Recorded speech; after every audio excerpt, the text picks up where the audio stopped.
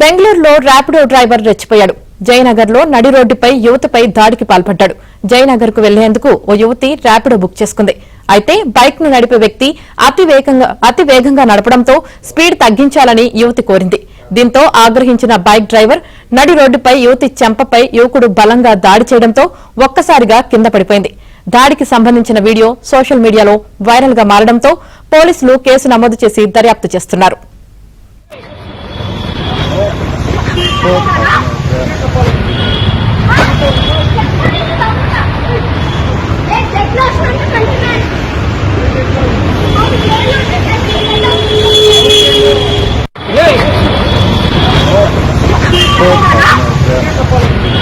అయితే బైక్ ను నడిపే వ్యక్తి అతి వేగంగా నడపడంతో స్పీడ్ తగ్గించాలని యువతి కోరింది. దీంతో ఆగ్రహించిన బైక్ డ్రైవర్ నడి రోడ్డుపై యువతి చెంపపై యువకుడు బలంగా దాడి చేయడంతో ఒక్కసారిగా కింద పడిపోయింది.